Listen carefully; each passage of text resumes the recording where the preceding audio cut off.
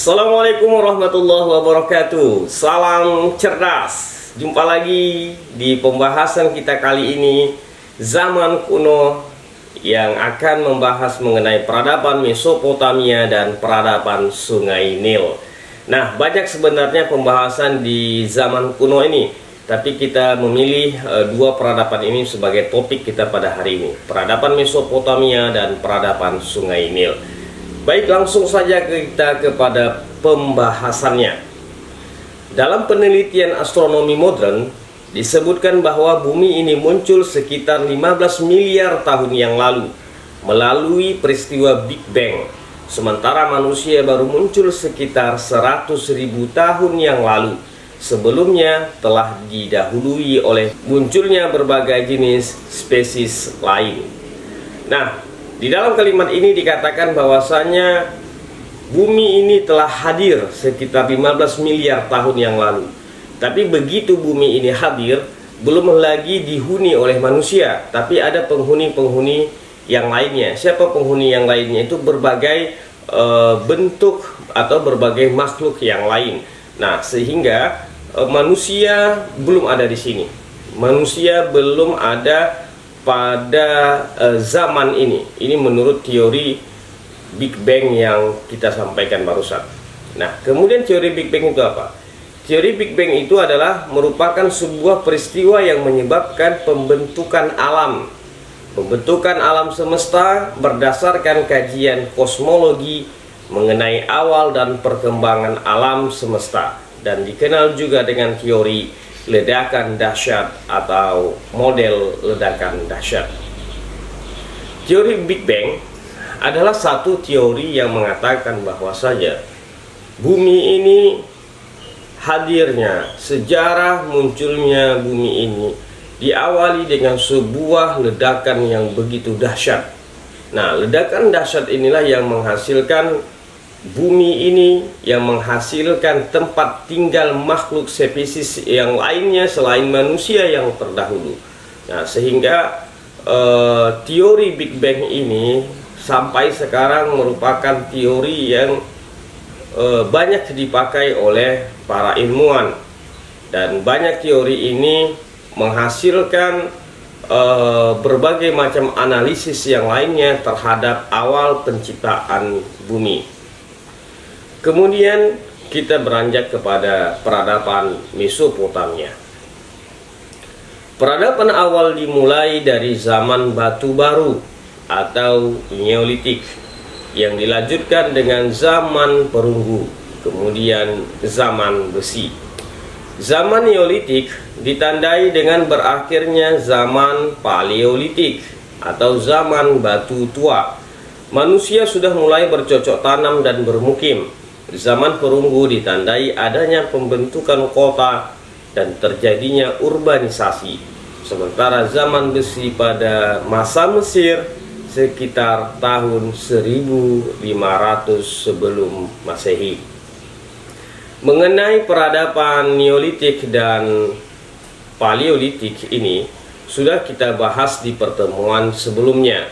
Tapi kembali dikatakan bahwasanya setiap daerah itu, setiap negeri, setiap kawasan itu mempunyai waktu perkembangan yang berbeda-beda sesuai dengan bagaimana kondisi masyarakat di daerah itu. Nah, sehingga di Mesir itu baru hadir sekitar tahun 1500 sebelum Masehi. Kemudian hal yang terpenting adalah ketika budaya menjadi peradaban selalu disamakan dengan transisi dari prasejarah menuju masa sejarah. Secara definitif dimulai sekitar tahun 4500 sampai 4000 sebelum Masehi di lembah-lembah Sungai Nil, Tigris, Yufrat, dan Indus di India. Dari beberapa daerah tersebut, kawasan Tigris Yufrat merupakan asal kelahiran peradaban dunia sebagai satu penyatuan rangkaian yang melahirkan peradaban barat. Nah, di dalam kalimat ini bahwasanya dikatakan hal yang terpenting itu ketika kita berbicara mengenai peradaban, ketika kita berbicara mengenai sejarah adalah masa transisi daripada masa prasejarah menuju masa sejarah, daripada masa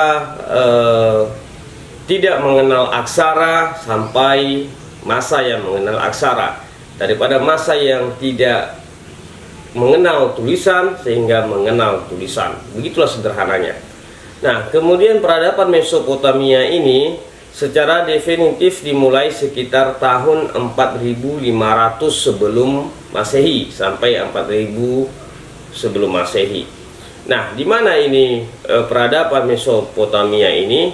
Dia berada di lembah-lembah Sungai Nil atau di perairan-perairan Sungai Nil. Nah, kemudian begini. Daripada peradaban Mesopotamia ini, inilah awal mulanya melahirkan sebuah peradaban barat. Nah, jadi peradaban barat itu datangnya setelah peradaban Mesopotamia. Nah, jadi jangan kita beranggapan bahwasanya peradaban barat ini munculnya di awal sekali, karena zaman saat ini peradaban barat inilah yang sangat muncul kuat di tengah-tengah kehidupan manusia. Kemudian kesuburan lahan. Seluruh peradaban awal baik di Mesir, Mesopotamia, India maupun Cina, kemajuannya dimulai dari kawasan lembah-lembah sungai yang subur. Air merupakan keperluan pokok hidup yang menyebabkan kesuburan tanah yang dapat dimanfaatkan sebagai lahan pertanian. Manusia akan terkonsentrasi di sekitar kawasan tersebut dan membentuk kerjasama dalam membangun irigasi, kanal, bendungan, dan terorganisasi, sehingga membentuk suatu tatanan masyarakat yang berbudaya serta melahirkan peradaban. Dalam kajian ini, memang dalam perjalanan sejarah, dalam perjalanan terbentangnya negara-negara yang ada di permukaan bumi ini, yang menjadi titik fokus yang utama adalah mana daerah yang memiliki kehidupan yang layak, bagaimana tempat yang memiliki sumber kehidupan yang baik. Nah, menjadi tolok ukur dari itu semua adalah lembah-lembah, adalah sungai-sungai, adalah tempat yang bisa untuk bercocok tanam. Intinya, daerah yang akan berkembang, daerah yang akan melahirkan suatu peradaban yang terawal adalah daerah yang subur, yang memiliki perairan yang cukup bagi kelangsungan kehidupan. Ini sudah kita bahas dalam beberapa pertemuan yang lalu di mata kuliah yang berbeda, tapi tetap dalam rangkaian ilmu sejarah. Sejarah dunia, Yaman, Yaman bisa muncul menjadi suatu peradaban yang tertinggi dan dikenal di Jazirah Arabia. Kenapa? Karena daerahnya itu adalah daerah yang subur, sehingga Yaman cepat menjadi suatu masyarakat yang terorganisasi, cepat menjadi suatu peradaban yang tinggi, dan itu berjalan sampai dengan sekarang. Inilah munculnya, awal munculnya peradaban. Peradaban itu muncul tidak terlepas daripada faktor bagaimana manusia di tempat itu mempertahankan kehidupan. Airlah yang menjadi pokok utama di dalam mempertahankan kehidupan, sehingga mereka berbondong-bondong datang ke tempat yang memiliki air tersebut. Mereka berbondong-bondong datang ke tempat yang memiliki penghidupan tersebut, karena di sana mereka akan dapat banyak berkreasi, dapat banyak bercocok tanam, kemudian ya layaknya sebuah kehidupan. Sehingga tidak semua negara-negara di zaman klasik terdahulu, di zaman kuno terdahulu yang mempunyai peradaban yang begitu cepat. Tidak, inilah yang juga membedakan bahwasanya peradaban ini dan peradaban itu mempunyai masa atau mempunyai silih waktu yang cukup panjang untuk menjadi sebuah peradaban. Meskipun pada awalnya negara-negara yang tidak memiliki air yang cukup, tidak memiliki lahan yang cukup subur, pernah dihuni oleh masyarakat, tapi tidak bertahan lama. Baik, kawasan lembah Tigris Yufrat disebut dengan Timur Dekat. Daerah inilah pertama kali yang menghasilkan sistem kenegaraan dalam bentuk kumpulan unit-unit politik yang independen dan memiliki hubungan internasional secara formal. Kemudian, Mesopotamia terletak di antara dua aliran sungai Tigris dan Yufrat, kurang lebih 170 mil dari Teluk Persia. Sungai-sungai tersebut mengalir dari kawasan pegunungan Asia Minor sebelah barat daya Mesopotamia. Negara-negara awal di Mesopotamia merupakan negara-negara kota atau yang diistilahkan dengan city-states di lembah bagian bawah. Peradaban superior pertama dimulai dari bangsa Sumeria pada masa Neolitik. Orang-orang Sumeria ini diperkirakan datang dari kawasan perbukitan sebelah timur Laut Mesopotamia sebelum tahun 4000 sebelum Masehi. Penduduk Semit telah ditemukan di sana. Penduduk Semit itu siapa? Penduduk Semit ini adalah serumpun daripada bangsa Arab. Jadi bangsa Arab itu banyak memiliki berbagai macam suku di dalamnya. Indonesia mempunyai banyak suku, Malaysia mempunyai banyak suku, begitu juga dengan Arab mempunyai banyak suku. Dan salah satu suku yang ada di Arab itu yang dikenal, yang mempunyai sejarah yang begitu dalam adalah suku atau bangsa Semit. Sekarang kita akan membahas mengenai peradaban Sungai Nil.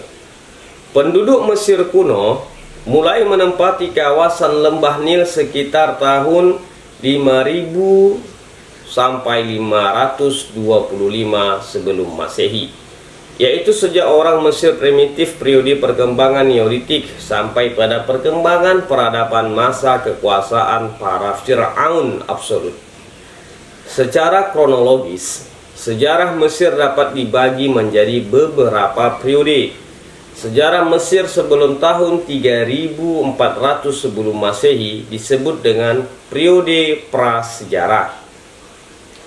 Periode kerajaan lama itu berada di 3400 sampai 2475 sebelum Masehi. Periode transisi feodalisme itu berada pada tahun 2475 sampai 2160. Periode pertengahan berada di tahun 2160 sampai 1780 sebelum Masehi. Ditambah dengan periode dominasi Hyksos pada tahun 1780 sampai 1580 sebelum Masehi, dan periode Imperium pada tahun 1580 sampai 525 sebelum Masehi. Nah, dalam cerita ini dapat kita gambarkan, dapat terbayangkan oleh kita bahwasanya peradaban Sungai Nil ini adalah peradaban yang sangat luar biasa. Peradaban inilah yang melahirkan negara-negara di Jazirah Arabia. Peradaban ini telah muncul jauh sebelum Masehi. Jadi sebelum Masehi itu 1 sebelum Masehi sampai 5000 sebelum Masehi, sungguh sangat jauh waktunya. Sehingga layaklah para arkeolog, para sejarawan selalu saja menemukan peradaban di Mesir sebagai peradaban yang tertua, meskipun ketika mengkaji peradaban yang lain seperti peradaban Funisia dan Abesia. Nah, kemudian periode prasejarah Mesir ditandai dengan banyak ditemukan peralatan-peralatan pada kuburan-kuburan bangsa Mesir. Diperkirakan dimulai sejak tahun 1500 sebelum Masehi. Dengan demikian, penduduk Mesir sudah menggunakan peralatan dimulai sejak masa Paleolitik dan Neolitik, zaman batu tua dan zaman batu muda. Kemajuan bangsa Mesir lebih ditopang oleh hasil bumi yang subur. Sejak pra-dinasti sudah terjalin kerjasama dalam pembuatan kanal dan irigasi.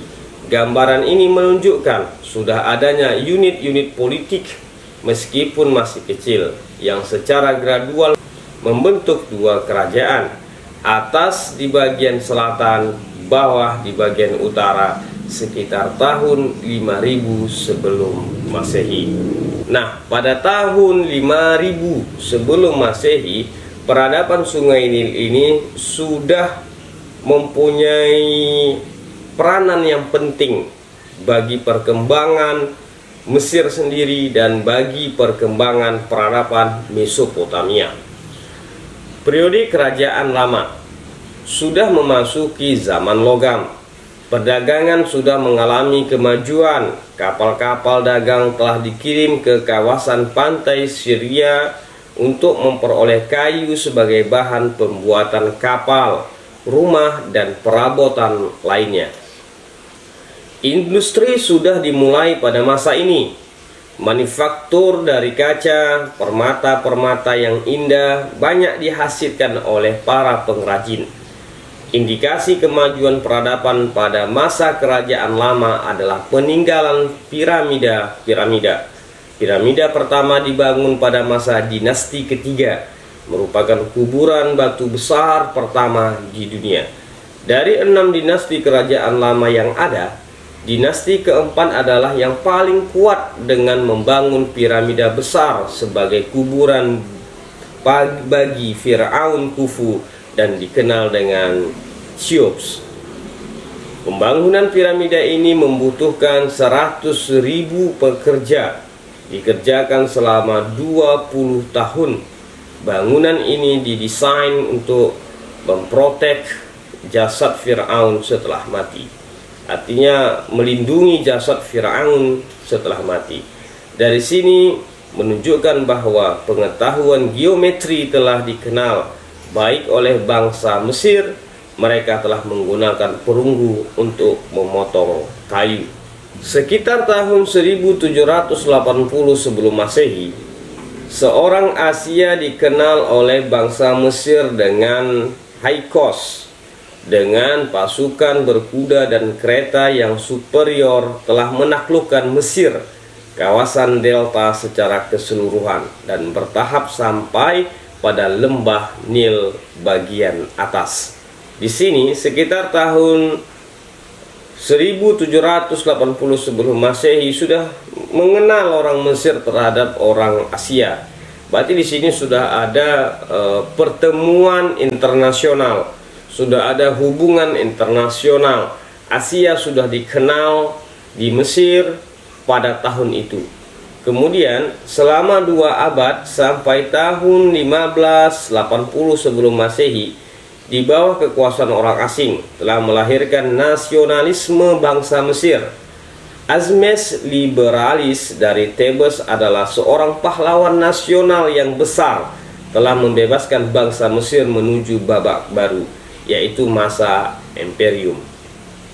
Para penguasa imperium ini meyakini bahwa untuk menjaga keamanan negara Mesir dari serbuan bangsa asing adalah dengan mengontrol Palestina, Syria, Fonisia, kawasan air di timur Mediterania, serta mengontrol night perdagangan oleh pasukan infanteri. Firaun yang paling besar peradaban pada masa ini adalah Moses III pada tahun 1479 sampai 1447 sebelum Masehi. Biasa disebut sebagai Napoleon oleh bangsa Mesir. Dia mampu menaklukkan Suria, Fonisia, Palestina, Nubia, dan dilengkapi dengan kawasan Siprus. Kebesaran Mesir berada di bawah kekuasaan Firaun dinasti ke-18.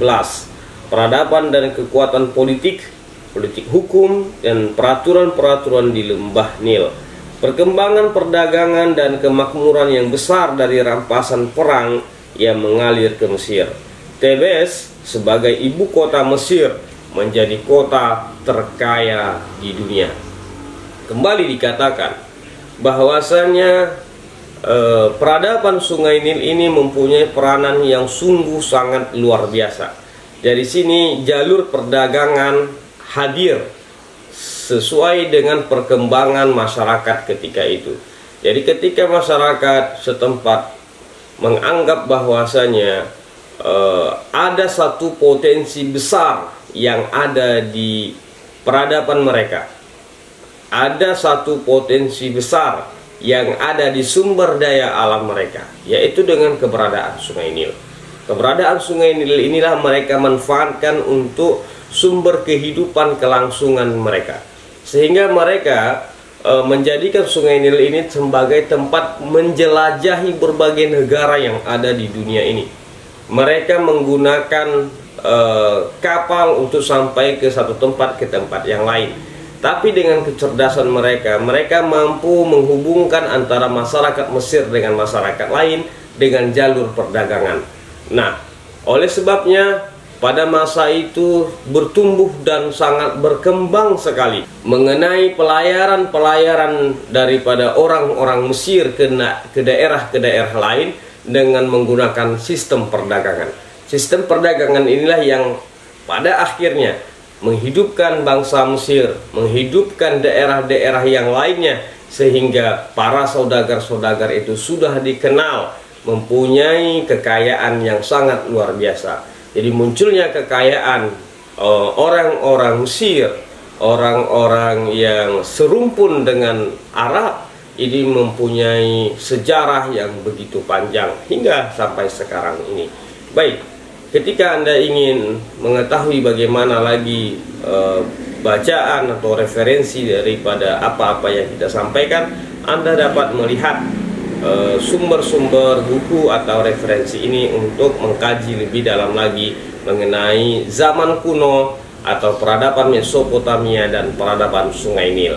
Baik, terima kasih. Mudah-mudahan ilmunya berkah dan bermanfaat bagi kita. Wassalamualaikum warahmatullahi wabarakatuh dan salam cerdas.